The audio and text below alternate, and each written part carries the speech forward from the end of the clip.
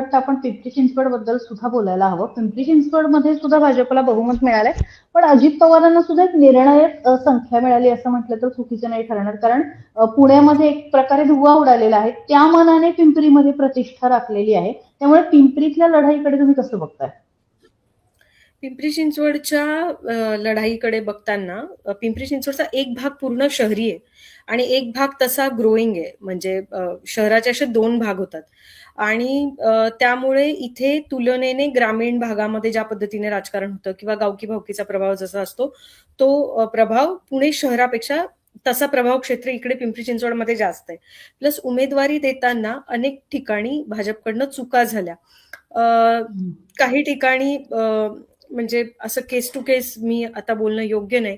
पण काही ठिकाणी अत्यंत चपखलपणे उमेदवार दिले गेले. काही ठिकाणी फक्त अजित पवारांना धडा शिकवायचा या पद्धतीने उमेदवार दिले गेले. उदाहरणार्थ की इथे पिंपरीतली एक जागा आहे की जिथे सिटिंग नगरसेवक होते भाजपकडे वाघेरे म्हणून. त्यांच्या विरोधामध्ये आयत्या वेळी प्रवेश केलेल्या संजोग वाघेरेंना उमेदवारी आणि त्यांच्या पत्नीला उमेदवारी म्हणजे त्या उभ्या होत्या त्या प्रभागामध्ये. तर मला वाटतं की अशी काही इक्वेशन्स त्यांची पिंपरी चिंचवडमध्ये फसली.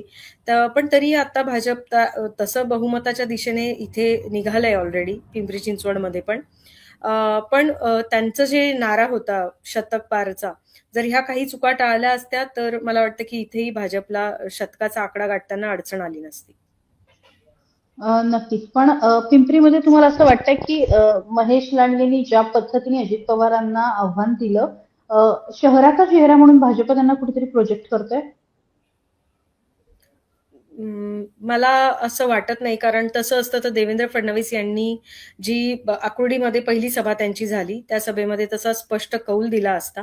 मला वाटतं की भारतीय जनता पक्ष म्हणजे तुमच्याच या मुलाखतीतला पहिला प्रश्न होता की इथे व्यक्तीपेक्षा पक्ष मोठा, असं पक्षाचं नियोजन दिसतंय का? तर मला वाटतं की 100% त्याच दिशेने आता भाजप जाताना दिसतंय आणि पूर्ण एकूणच ज्या पद्धतीने त्यांनी दोन्ही ठिकाणच्या निवडणुकांना आकार दिला, म्हणजे अगदी पुण्यामध्ये मुरलीधर मोहोळ यांनी ते खरं म्हणजे पुणे शहराच्या नव्हे तर पूर्ण पुणे जिल्ह्याच्या निवडणुकीचा चेहरा होते. पण त्यांनी अशी मांडणी पूर्ण निवडणूक प्रचारात कुठेही करताना ते आपल्याला दिसले नाही. त्यांच्याही मांडणीमध्ये पक्ष हेच प्राधान्य हे आपल्याला वारंवार दिसतं. किंवा ह्या संपूर्ण निवडणुकीमध्ये ज्येष्ठ चेहरा आणि नियोजनातले जे काही बॅकबोन आपण बघतोय चंद्रकांत दादा पाटील, तर त्यांनी कुठे असा दावा केलेला नाही. त्यामुळे पक्ष पातळीवर असा कुठलाही विचार होतोय असं मला वाटत नाही.